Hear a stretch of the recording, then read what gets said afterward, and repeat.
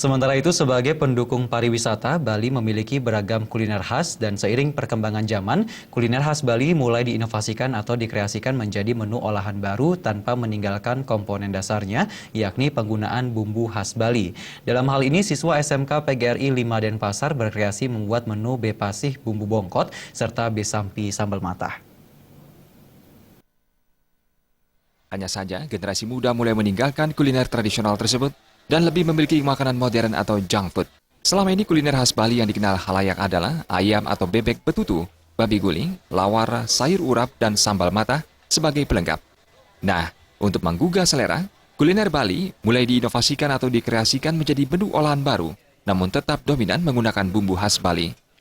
Siswa jurusan Tata Boga SMK PGRI 5 Denpasar misalnya, mampu mengolah kuliner Bali inovasi seperti bepasi base bongkot, kuah udang base gedap, pelecing tuwung, besampi sambal mata, tahu taluh mesanten, serta panganan lempok sele ungu.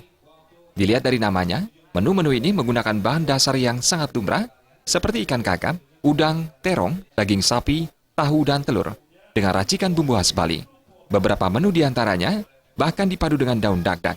Sementara itu, untuk panganan lempok menggunakan paduan bahan dasar ubi ungu, terigu, dan gula merah, sehingga menghasilkan dessert yang manis dan enak. Para generasi muda ini sudah mampu menghasilkan olahan inovasi yang lezat. Perkembangannya masih segitu-segitu ya, belum ada berkembang untuk tingkat nasionalnya. Ya biar bisa ke tingkat nasional dan mancanegara.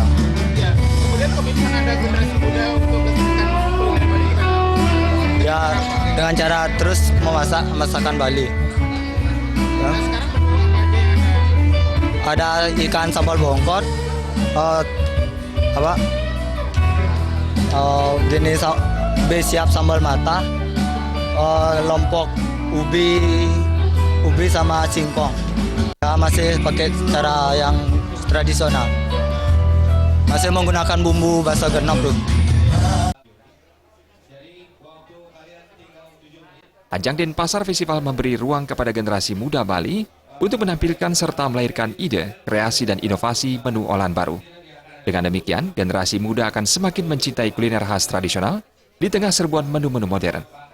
Cintailah kuliner khas daerah sebagai upaya mempertahankan warisan leluhur.